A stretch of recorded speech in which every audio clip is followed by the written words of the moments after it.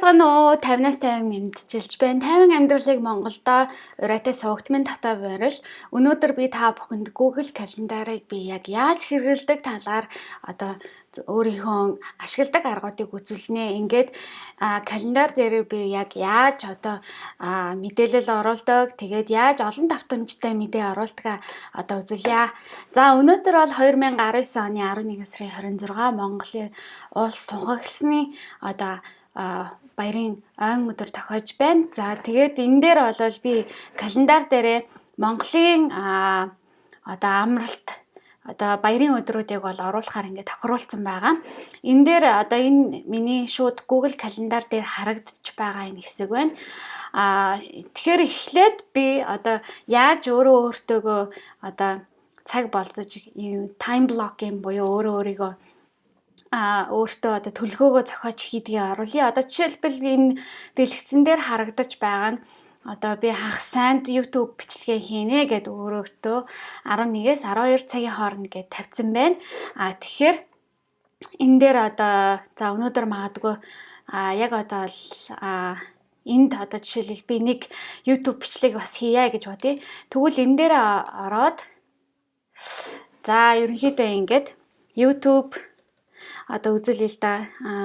YouTube бичлэг за видео recording гэдэг чи. Видео recording гэдэг. За одоо энийг одоо би жишээлбэл 1-ээс 2 цагийн хооронд гэж тавьж болно. Энэ дээр би хүмүүсийг одоо бичиж оруулж болно. Одоо recording гэдгээ засчээ. Тэгээд одоо өөртөө сануулга өгөх байдлаар бас ингэж оруулж болно. Энэ дээр нь ерөнхийдөө за яг how to use Google Calendar гэд оруулж. Or how I use Google Calendar. За ингээд тавьчих. Одоо энийг ингээд сэвлээд тавьчих болно.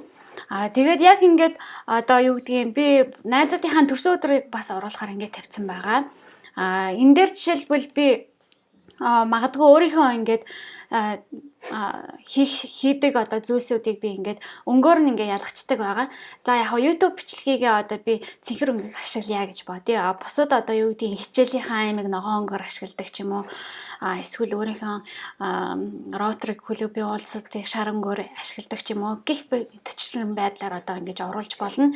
Тэгээ ерөнхийдөө 30 минутын өмнө ирэх үү, яах вэ, ийх үү, хаана байрлалаа хийх үү гэдэг ч одоо гих мэтчлээ. Одоо жишээлбэл би энэ дээр Улаанбаатар Монгол гэд хаягаа оруулж болно. Яг хаана яаж ийм бичлэг хийх гэж байгаа, юу хийх гэж байгаа, одоо тухайн болох гэж байгаа одоо болцоо юмнуудынхаа бүх мэдээллүүдийг ингээ оруулж болно.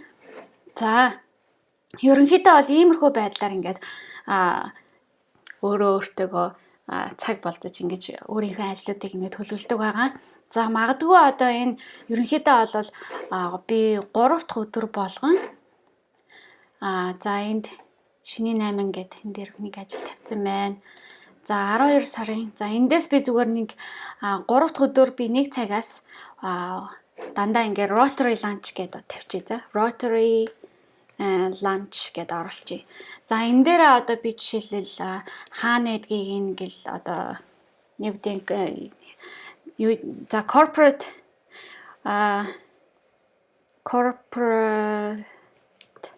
hotel and convention center гэдэг ингээ гараад ирж байна гэсэн үг. Тэгэхээр иймэрхүү байдлаар жишээлэл оруулж болно. Тэгэхээр энийг газрын байршлыг бол Google Maps дээр байгаа одоо бүх хаягаар ингээ оруулдаг байгаа. За одоо би энэ дээр нөгөө нэг за энийг эхлээ хадгалчихъя.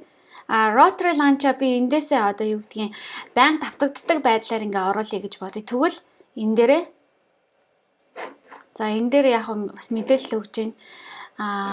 Энэ дээрээ буцаж ороод би өнгөө өөрчлөлөө. За ногоон болгоё. Тэгээд энэ дээр does not repeat гэд байж штэ.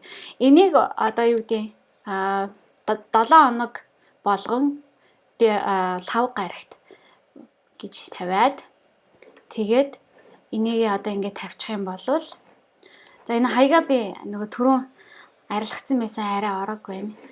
За одоо энийг ингээд 30 минутын өмнө надад одоо сэрүүлэг ирэхээр ингээд тавьчлаа. Энэ үед бол би завгүй байгаагаар өөртөө 50 гэд ингээд за save ингээд хадгаллаа. Тэгэхээр ногоон өнгөтэй. Одоо ирэх 7 хоногийн бүх лав гаригуудад ингээд бүгдээрээ ингээд орцсон байгаа. За би YouTube бичлэгүүдээ бол дандаа хагасаа өдөр бол бичлэгээ хий гэж бодож байгаа болохоор энэ хагасаа өдрүүд маань ингээ орсон байна. За магадгүй би жишээлбэл маргааш явахгүй байлаа гэж бодъё те. Тэгвэл энийгээ ингээд энэ өдөр би магадгүй бүтэн өдөр нэг ажил хийх шаардлагатай байлаа гэж бодъё. Тэгвэл би энийг одоо юу гэдгийг day off гэж тавьчих. Гэртээ амарнаа тий. Амралтын өдөр гэж зүгээр яг бүтэн өдөр хийх гэж байгаа ажлыг одоо яаж хийх вэ гэд би энэ дээр оруулах чинь л да more options гэд энэ дээрээ дарж агаад all day гэд энэ байгаа.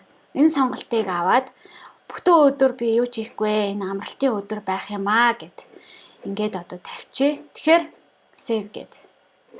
За тэгэхээр энэ нэг бүтэн өдөр төлөвлөсөн зүйлсүүд болохоор ингэж одоо дээр гардаг байгаа.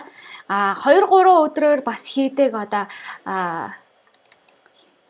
за энийг одоо жишээлбэл 17-наас 26-наас эхэлсэн байлаа гэж бодъё те.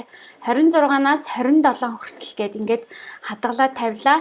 Day off амралтын өдөр гээд ингээд шууд ингээд гараад ирж байгаамаа. За тэгэхээр ингэж одоо юу гэдгийг тавьчаад тэгээд би тохиргоон дээрээ бол энийг гар утсан дээрээ бол байнга одоо интернет браузер дээрээ гар утсан дээрээ имэйл дээрээ ингээд байнгын синк хийх одоо байдлаар бол тавьсан байдаг. Тийм учраас гар утсан дээрээ оруулсан өөрчлөлүүд маань ч гэсэн одоо миний энэ календар дээр орж ирдэг байгаа.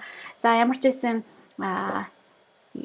би Google календараа бол ингэж ашигладаг байгаа. Та нар өөр бас ямар хэрэглүүрүүдийг энэ хэрэглэдэг календар дээрээ яаж одоо юм оруулдаг тэр одоо талаараа сэтгэлээр доор бичээрэй. Тэгээд өнөөдрийн онцлог сэтгэлийг би одоо энэ сүлд оруулъя. Тэгээд миний бичлэгүүдийг үзэж намайг дэмжиж байдаг та бүхэндээ маш их баярлалаа. Тэгээд хэрвээ та бүхэн миний сувгийг одоо захиалаагүй байгаа бол яг одоо улаан subscribe товчийг дараад захиалаарай. Тэгээд дараа уулзлаа. Баяртай. Та бүхэн Америк болон Европ дахь миний Taivanaas дэлгүүрээс бид амьдралынхаа эзэн гэсэн утгатай бүтээгдэхүүнийг сонирхож үзээрэй. Миний сувгийг subscribe улаан товчийг дараад захиалаарай. Тэгээд захиалсныхаа дараа хонхын товчийг бас асааж дараагийн бичлэг ороход нь мэдэгдэл аваарай. Баярлалаа.